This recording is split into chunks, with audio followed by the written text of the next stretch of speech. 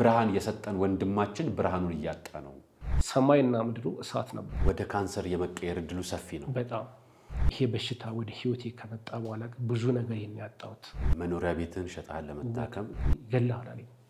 አባይ ብርሃን ሰጠን፣ ብርሃን የሰጠን ልጅን ደግሞ ብርሃኑን ልናጣለት። የኢትዮጵያ ህዝብ ለምኝም ቢሆን እጄ መታከም አለብኝ ያለ የሶስት ልጆች አባት ልጆቼን ጥዬ እንዳልሄድ እግዙኝ እያለን ነው።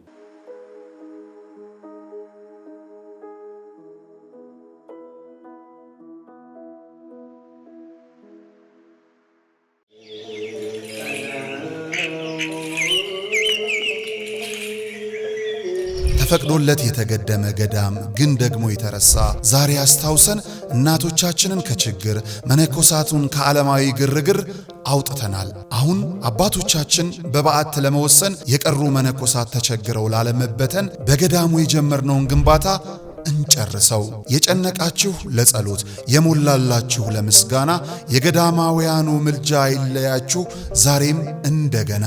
አደራ አስራታችሁን መባችሁን አትርሱ። ሙታንሳው መልአክ ስመ ገናና የጀመርነውን እንጨርሳለን ባለቤቱ ይረዳናልና። የአባቶቻችን በዓት አልተጠናቀቀም። ለሙታንሳ ማር ቅዱስ ሚካኤል አንድነት ገዳም ድጋፎን ያድርጉ።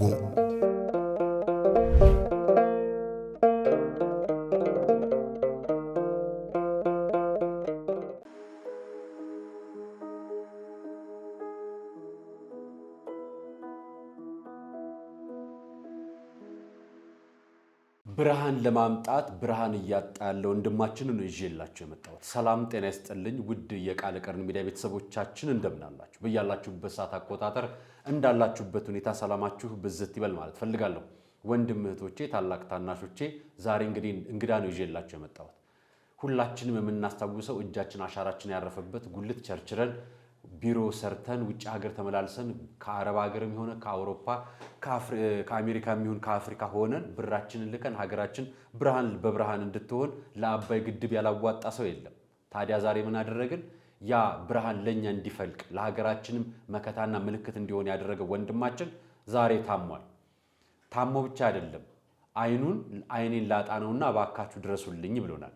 እሱን ነው ይዤላችሁ የመጣሁት። ሙሉ ስሙን የሥራውንም ድርሻ እሱ ያለበትንም ችግር አብረን እንሰማለን። ታዲያ እናንተንም አሁን ያለነው የጾም መጨረሻ ቀን አይደለም፣ እስኪ ራሳችን አስራታችንን በቻልነው አቅም ድጋፍ እንድናደርግለት ነው የምጠይቃችሁና ስለ ወንድማችን ሁሉን ነገር ትሰሙታላችሁ። እንኳን ደህና መጣ ወንድሜ። እንኳን ደህና ቆያችሁ። ሙሉ ስምህን አስተዋውቀን ራስ። እሺ፣ ደሳሌ ከበደ እባላለሁ። እንግዲህ በታላቁ ህዳሴ ግድብ የህዳሴው ግድብ የጀርባ አጥንትና ለዚህ መከናወን ስኬት የሆነውን የመኖሪያ ካምፕ ላይ ትልቁን ስራ የሰራሁት ነኝ። እንግዲህ የራሴ ትልቅ ነገር ነበረኝ። እዛ በመሰራበት ወቅት ነው እንግዲህ ይሄ ነገር የተከሰተው። በስንት ዓመተ ምህረት ነበር አባይ ግድብ ላይ ሲሰራ የነበረው? እንግዲህ ህዳሴ ግድብ ሁላችንም እንግዲህ በየቤታችን በቴሌቪዥን መስኮት በሰማን ጊዜ የቀድሞ ጠቅላይ ሚኒስትር መለስ ዜናዊ 2003 ላይ ነው መሰረት ሲጥሉ በጣም የሁላችንም ፍንደቃ የሁላችንም ደስታ ነበረ። ምክንያቱም የብዙ ትውልዶች ቁጭትና እልህ ነበረ። ስለዚህ እኔም እንደ አንድ ኢትዮጵያዊ ቤቴ ሆኜ ነው የሰማሁት። ነገር ግን ሌላ ፕሮጀክት ላይ ሆኜ አንድ ሳሊኒ ያወጣው ጨረታ ነበረ። እሱን የሚጫረት አንድ ማቀው አብረን ሰራ የነበረ ወንድም ነበረ። አጋጣሚ ከዛ ስመጣ እንደሱ ጨረታውን አሸነፍ ነው አለኝ። በጣም ሀሴት ያደረኩት እንግዲህ 2003 ነው ወደዛ ያቀናሁት ነው። ከ2003 ጀምሮ ተሰራ ነበር። በቃ የመጀመሪያዎቹ ገቢዎች መካከል ጠቅላይ ሚኒስትሩ መሰረት ጥለው ሳሊኒ ካምፕ ሊሰራ ወደዛ ሲሄድ ካቀኑት ሰዎች መካከል አንዱ ነኝ። እኔ በ2004 ነው 5 ጀምሮ መሄድ ጀምሬያለሁ እና ካረሳሁት እስከ 11 ጊዜ በላይ ሄጃለሁ። ከ8 ከ11 ድረስ በላይ ሄጃለሁ እና እጅግ በጣም በረሃ አውሬዎች ያሉበት በወቅቱ ተናዳፊ አውሬዎች የነበሩበት ሙቀቱ የማይቻልበት ላይ ውሃ እያፈሰሱ የሚሞቅበት ነበርና ያንን በረሃ ተቋቁመ ስለሰራ አሁንም ምርቃቱን ስላየ እንኳን ደስ ያለው። በዚህ ለኢትዮጵያ ብርሃን ለመስጠት ለመንግስትም ስራ ለመስራት እንደ አንድ ኢትዮጵያዊ ለተወጣው ነገር ለራስ ባለውለታ ነህ፣ ለሁላችን ባለውለታ ነህ። እኔ ግን አንድ ነገር ጠየቁ። ማህበራዊ ሚዲያ ላይ አንድ ነገር ሲመላለስ አየውና አይንህን እዛ ሆነን የታመምከው የጀመረ እንዴት እንደጀመረ ታስታውሳለህ? እሱን ትነግረኛለህ? እንግዲህ አንተም እንዳየኸው ብዙዎቹም እዛ ቦታው ላይ ሄደው እንዳዩት በተለይ መጀመሪያ አካባቢ ምንም በሌለበት ነው እኛ በዛ ቦታ የደረስነው።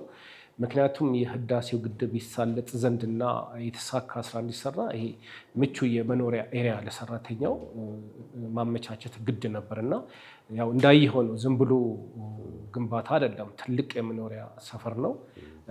ደረጃውን የጠበቀ ቤት ነው። ምናልባት ለማስታወስ ያክል ሲኒየር ካምፕ፣ ስኪልድ እና አንስኪልድ ካምፖች የሚባሉ ናቸው። እነዚህ ብዙ ነገር ነው በውስጣቸው ያለው። በቂ የሆነ መጸዳጃ፣ በቂ የሆነ የመመገቢያ ቦታ፣ ልብስ ማጠቢያ እና የሻወር ያካትታል። እነዚህን ሁሉ ነው የሰራ ነው። ቅድም እንዳልኩ መጀመሪያ ስንገባ ምንም ነገር የለም። ምንም የሳሌኒ አልፎ አልፎ ያለው ኮንቴነር ነው። ቢሮ እንኳን ኮንቴነር ነበረ፣ ብዙ እንትን የለም። ሰማይና ምድሩ እሳት ነበር። እውነት ለመናገር በጣም ያቃጥል ነበር። እኛ ማረፊያ ያለ ዛፍ ስር ነበር ተኝተን የሰራነው። እኛን ካምፕ እስክንሰራ ድረስ እንኳን ከ15 ቀን በላይ ፈጅቶብናል። ምክንያቱም ብዙ ሰራተኞች ነበሩ በእኛ ስር። ስለዚህ እጅግ ከባድና አስቸጋሪ የሆነ የአየር ንብረትን ነው የተጋፍጠን ይሄን ነገር እውን ያደረግነው። እኔ እንደ አንድ ግለሰብ ህዳሴ ግድብ ላይ መሳተፍ እኔ ከእግዚአብሔር የተሰጠ በረከት ነው። ለእኔም ራሱ እዛ ላይ መሳተፌ እድል ነው። ብዙዎች ይሻሉ፣ ብዙዎች ይሄን ነገር እዚህ ነገር ላይ አሻራቸውን መጣል ይፈልጋሉ፣ ማሳረፍ ይፈልጋሉ። እኔ ግን እንደ አንድ ኢትዮጵያዊ እድል ደርሶኝ ያን ቦታ መስራቴ ለእኔ ትልቅ መታደል ነው። በእርግጥ እንግዲህ 2003 ነው እዛ ቦታ የገባሁት። እስከ 2005 ላይ ነው የጀመረኝ። እንግዲህ መጀመሪያ አካባቢ ላይ እኔ አላየሁትም፣ ለራሴ አላየሁትም፣ የተሰማኝም ስሜትም አልነበረም። እዚች ጋ ነው ትንሽዬ ነገር እንደ ድቡልቡል ነበረች። እኔ ኖርማል መስሎኝ ነው የማየው። ነገር ግን አንድ ቀለት አንድ ሰው ጋሼ አይንህ ምን ሆነ ነው ሲለኝ በስፖኪው በመኪና ስፖኪው ነው እንዲህ ሳይ ከውስጥ እንደዚህ አይነት ስጋ እንደዚህኛው ቀኝ ላይ እንደወጣው ትንሽ ከውስጥ ወጥቶ ነበር። ደነገጥኩም፣ ፈራሁም። አጋጥሞኝም አይቼም አላቅም። በቀጥታ ምንድን ያደረግኩት ያው እዛ ስትወጣም ስትገባም ሂደት አለው፣ ፕሮሲጀር አለ። ዝም ብላ አትወጣም አትገባም። ሴኩሪቲ ሄጄ የማመለከትኩኝና ወዲያው ወደ አዲስ አበባ መጣሁኝ። ወደ ሕክምና ጣቢያ ነው የመጣሁት። አለርት ሆስፒታል ነው የሄድኩት። በጣም ጎበዝ ሴትዮ ነበረች። በጣም ትልቅ ሰው ናቸው። በእርግጥ እሳቸው አዩኝ፣ በሚታየው አዩ። ምንድን ነው ገጥሞኛ አቅም ነው ያሉት። የግድ መውጣት አለበት። ከዛ ሰርጀሪ ተደርጎ ወጣ። ከዚህ የግራ አይን የነበረ ከዛ ተጠርጎ ወጣ። በብልቃት ተደርጎ ወደ ቤተዛታ ተላኩኝ። ቤተዛታ ላብራቶሪ ገባ። ሲመጣ እንግዲህ ውጤቱ ስጋ ነው፣ ኖርማል ስጋ ነው። ምንም መድኃኒት እንኳን አልታዘዘልኝም። ምንም በሽታ የሚያሳይ ምልክት ምንም ነገር የለም ተብዬ ወዲያው ወደ ሳይት ተመለስኩኝ። ወደ ስራ ይቀጥልኩኝ። እንግዲህ በዚህ መሀል እንግዲህ እስከ 8 ወር ምናምን ኖርማል ነበርኩ። 6 ወር 8 ወር አካባቢ ላይ ሁለቱም አይኔ አበጠ። ተመሳሳይ እንደ መጀመሪያው እንዳበጠው እዚህኛው እንደዚህ ለብቻው እዚህ መሀል ላይ እንዲህ ውጥት አለ፣ ማበጥ አለ እና በጣም የታገስኩት። ያው ስራውም ሲሪየስ ነው እንደምታውቀው። የህዳሴን ግድብ እንደሌላ ፕሮጀክት አይደለም። ምክንያቱም ይሄ የኢትዮጵያ ሕዝብ አደራ ነው። የኢትዮጵያ ሕዝብ በአንድ አይኑ እያየ የሚሰራ ፕሮጀክት ነው። ሀገራዊ ትልቅ አጀንዳችን ነው። ከግድብም በላይ ነው ህዳሴ። ምናልባት በደንብ ታውቃለህ አንተ። ከምንም በላይ ነው ለእኛ ለኢትዮጵያኖች እና መቆየት መረጥኩና 8ኛ ወር አካባቢ ላይ የግድ መምጣት አለብኝ እና መጣው። እዛው አለርት ሄድኩኝ። አይ እኔ እዚህ አልተመቸኝም ያልኳት ሴትዮዋን ዶክተሯን እና ሌላ ህክምና ፈልጋለሁ ብዬ ወደ እንትን ሲግናል አወቀው። ሲግናል አካባቢ የጀርመኖች አይን ህክምና አለ። እዛ ሄድኩኝ። ሰውየው ሲያይ ደነገጠ ዶክተሩ እና ደነገጠና ሙሉ ምርመራ መመርመር አለብህ ብሎኝ ወደ አርሾ ላከኝ። አርሾ ምርመራ ውጤቱ መጣ። ሲመጣ እንትን የጠበቀው ነገር አለ። እኔ የፈራሁት ምናልባት ስኳር፣ ሌላ ነገር ካንሰር ምናምን ጠርጥሬ ነበረ፣ ግን የሚያሳየው ምንም አይደለም። ስለዚህ ወደ ጥቁር አንበሳ ሪፈር ነው የምጽፍልህ፣ እኔ ላክምህ አልችልም ነው ያለኝ። ምክንያቱም በሽታ የሚያሳይ ነገር የለም ነው ያለኝ። ጥቁር አንበሳ ሄድኩኝ። ጥቁር አንበሳ እዛ ለተወሰነ ስከታተል ነበረ። የግድ ሰርጀሪ ተደርጎ መውጣት አለበት ተብዬ ወደ ዳግማዊ ምኒልክ ተላኩኝ። ዳግማዊ ምኒልክ ዶክተር ይድቃል ምናምን ፕሮፌሰር ናቸው። እሳቸው ናቸው ሁለቱን አይኔን ሰርጀሪ አድርገው ጥቁር አንበሳ ገባ። ጥቁር አንበሳ ሪዛልቱን ሲደርስ አሁንም እጢ ነው እንዳንል እጢ አይደለም። እጢ ለመሆን ያንተ እድሜም አይደርስም። ስለዚህ ይሄ ስጋ ነው፣ ምንም መድኃኒት የሚባል ነገር ልንሰጥህ አንችልም ነው የተባልኩት። በቃ ስለዚህ ሁለቱ አይኔ ሰርጀሪ ተደርጓል። ቀጥታ ወደ ሳይት ተመለስኩኝ ማለት ነው። ሁለት ጊዜ ሳይት ተደረገ። እስከዛሬ ሰርጀሪ ተደረገው? እስከዛሬ 4 ነው። አጠቃላይ 4 ጊዜ ነው ሰርጀሪ ተደረገ። ሰርጀሪ ከተደረገ በኋላ ያድጋል ማለት ነው? ይተካል፣ ያድጋል።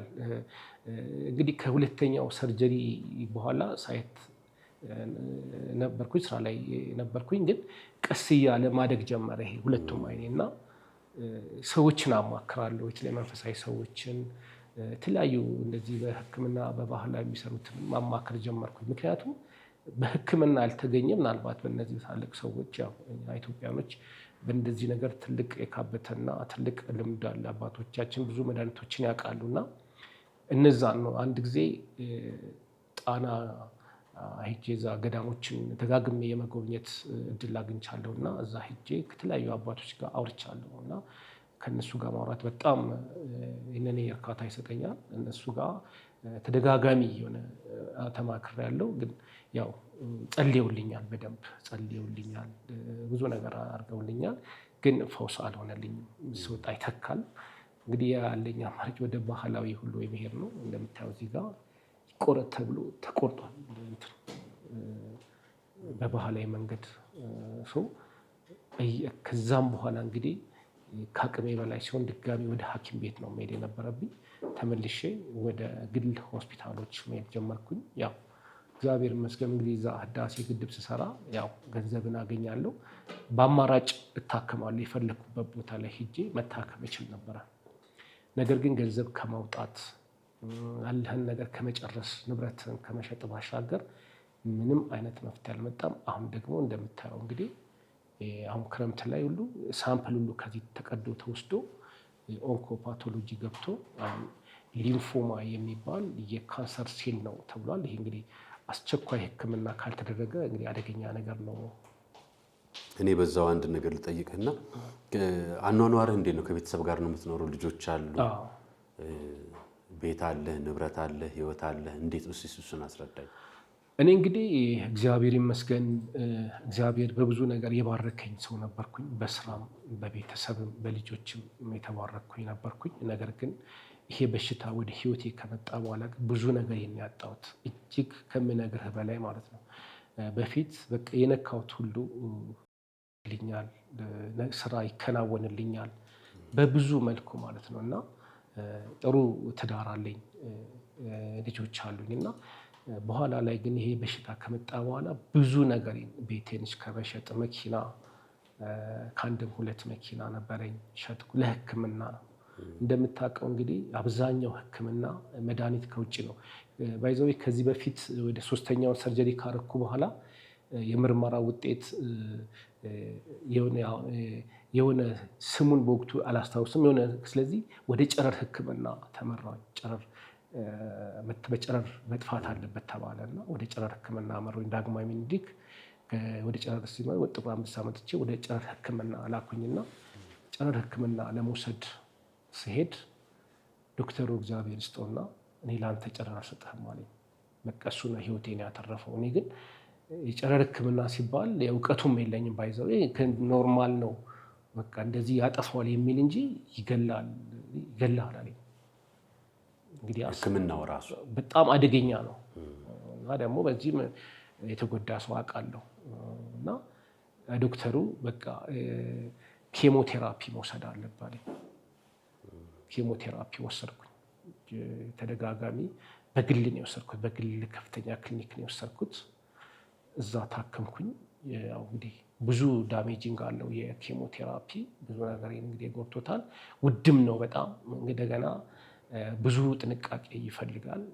ቀስ እያለ እንግዲህ ነገሮችን እየበላ ዛሬ ላይ ደረሰና አሁን ደግሞ ህይወቴን ሊነጥቀኝ ነው። እንግዲህ እንደምታየው ነው። ለኔ እጅግ ከባድ ጊዜ ነው። በተለይ 2017 ለኔ እጅግ ከባድና ፈታኝ ጊዜ ነበረ።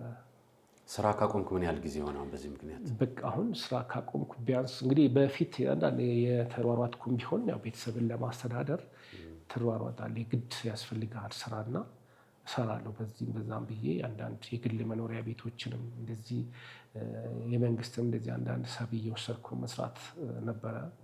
ከዛ በኋላ 2012 ወደዚህ ግን በቃ ኮምፕሊትሊ ስራ ማቆም 2010 ማለት ትችላለህ።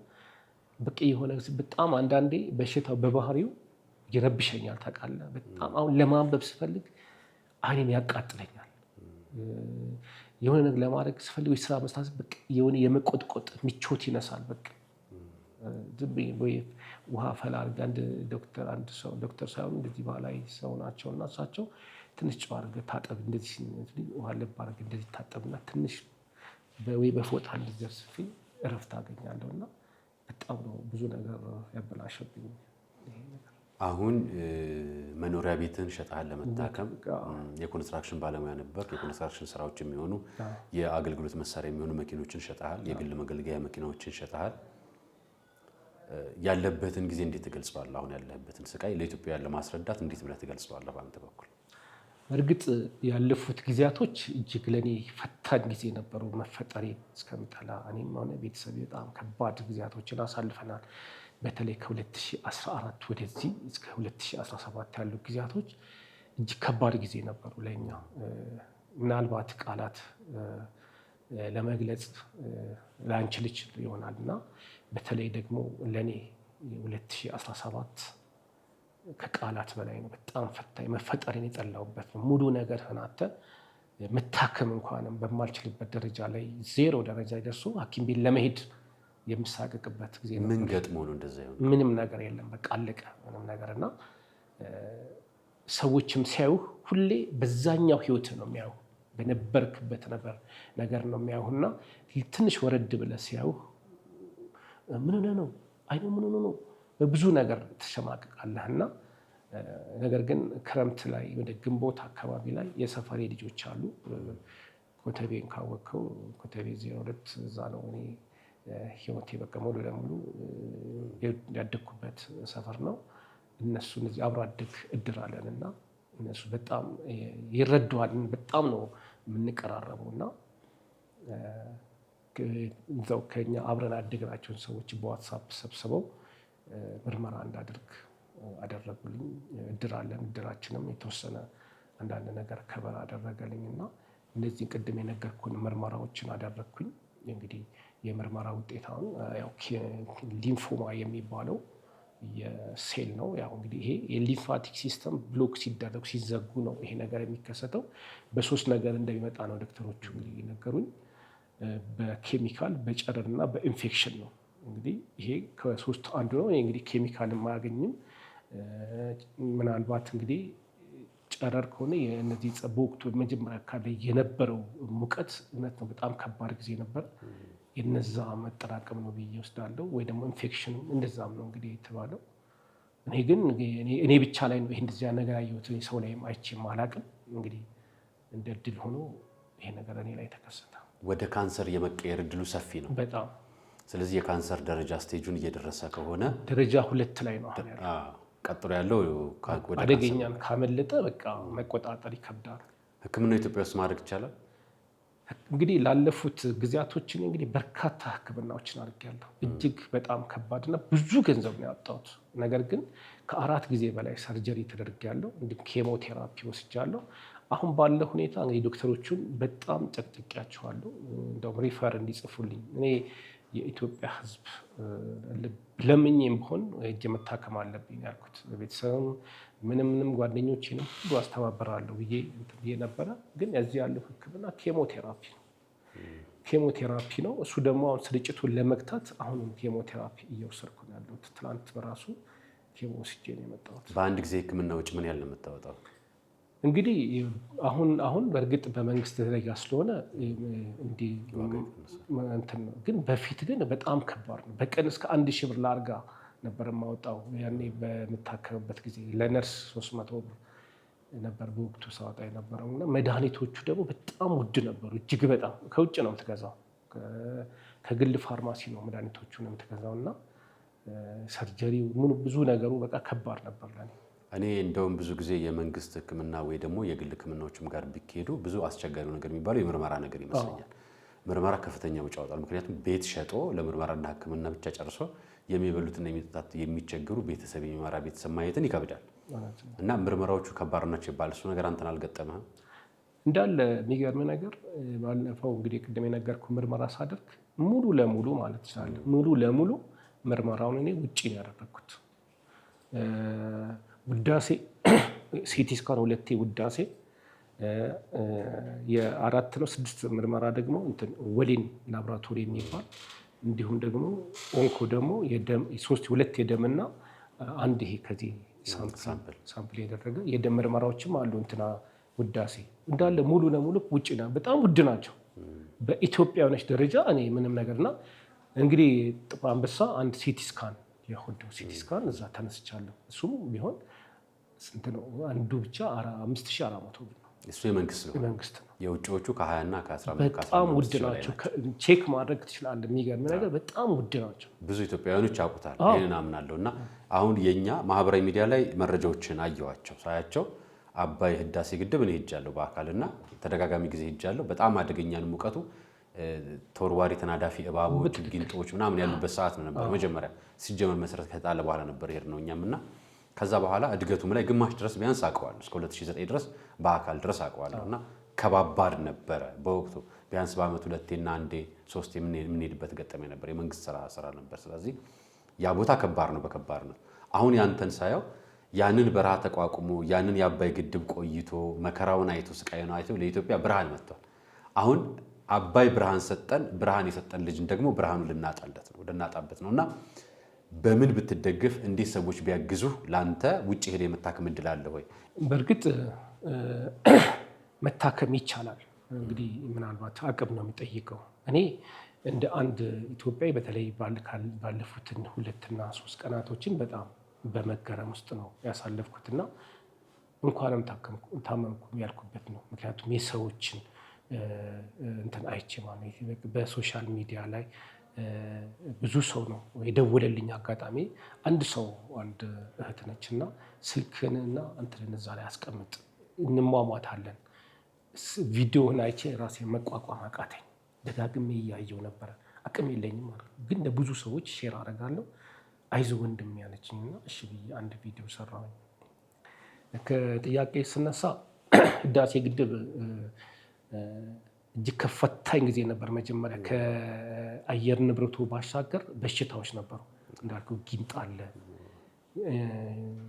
ሸረሪቱ አይተዋል። ሸረሪቱ ይሄን ነው የሚያክለውና አንዴ ከነደፈ ሙሉ ሰውነት ነው የሚያብጠው።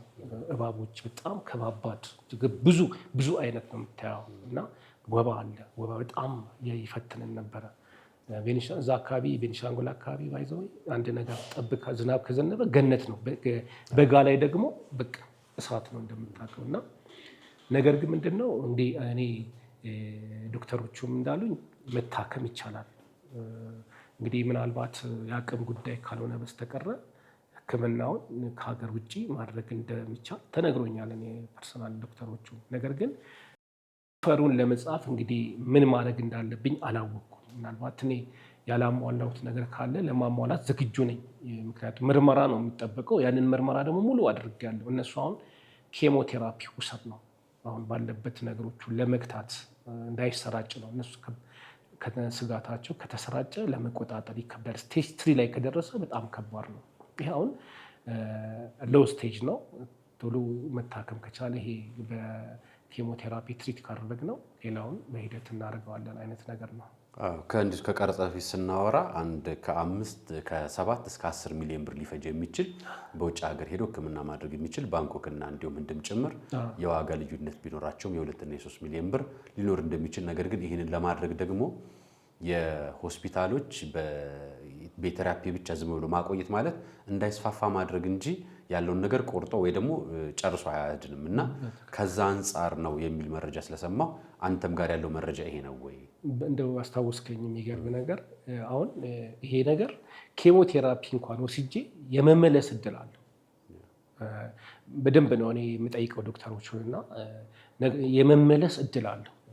ግን እንዳልከው ከፍተኛ ገንዘብ ያስፈልጋል። ከዛም በላይ ነው እና ሁለቱን ሀገር ላይ አንዱ ጋር የትንሽ የመቀነስ እንትን አለው። እዛ ጋር ግን 100% ነገሮችን የመቀየር የማከም አቅሙ ችሎታውም እንዳላቸው እኔ ሰምቻለሁ። ታክሞ የመጣ ሰውም አግኝቻለሁ።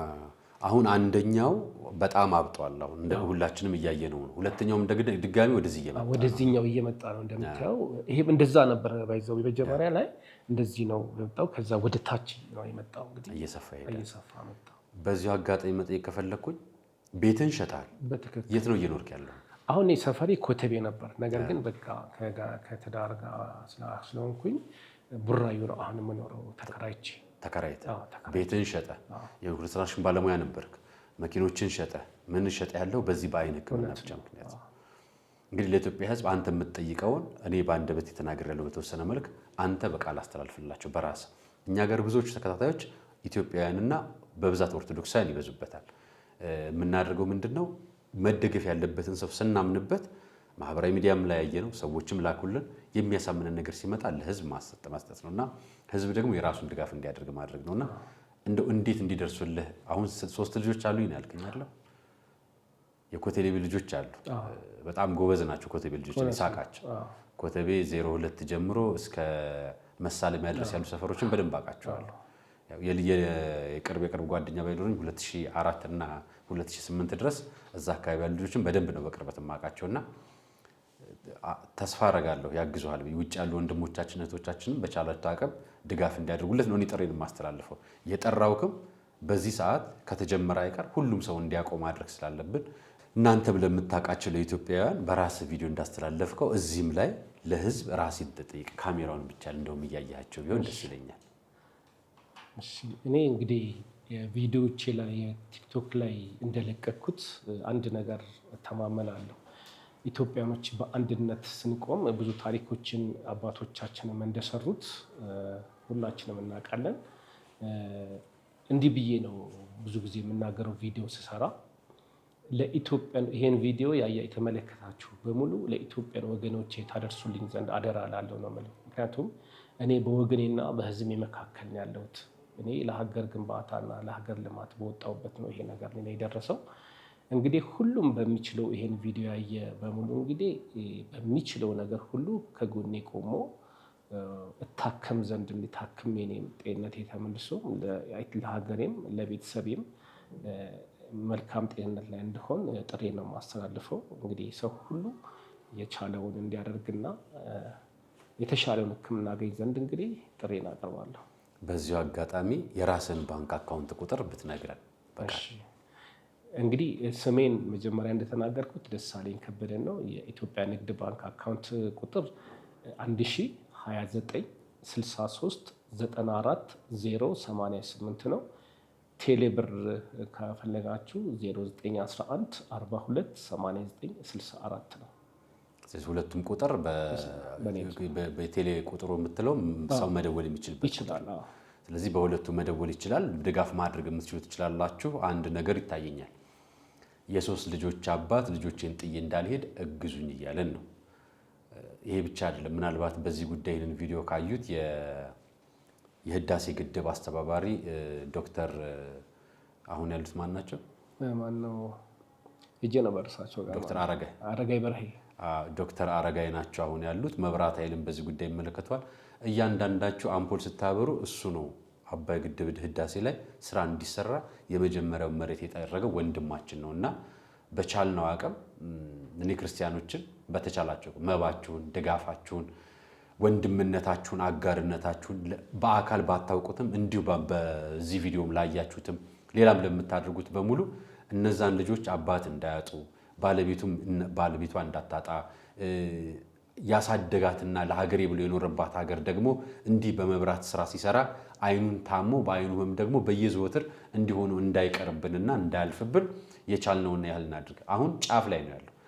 ወደ ካንሰር ከተቀየረ በቴራፒ እድሜ ለመቆየት ነው እንጂ ብዙ አይነት እድል የለንም በኢትዮጵያ ደረጃ። ስለዚህ ያንን እድል እንዳናሳጣ ወንድማችን በቻልነው አቅም እናግዘው። በቻልነው አቅም ማለት ነው። እኛ የምንጠቁመው ይሄን ነው።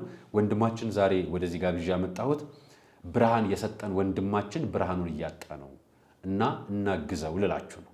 አርአያ መካሻ ነኝ ፕሮግራሙን አዘጋጅቼ ያቀርብኩላችሁ። ለወንድማችን ድጋፍ እንድታደርጉለት ከልብ ይጠይቃለሁ። ሰናይ ቀን።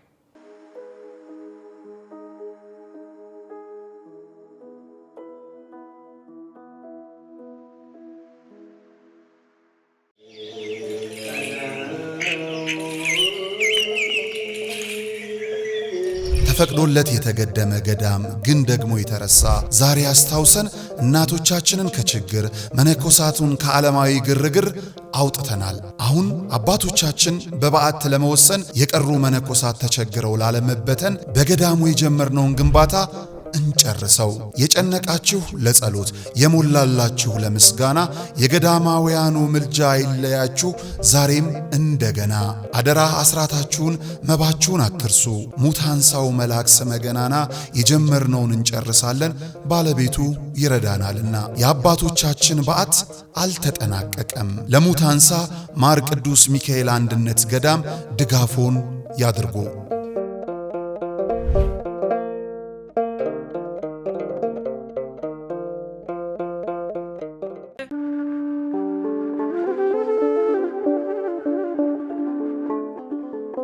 በዘመን ብዛት እርጅና ተጫጭኖት በሰው ማጣት መቅደሱ ለፈረሰው ጣጃ አቦአቡዬ ገብረ መንፈስ ቅዱስ ማን ነው ቀድሞ የሚደርሰው?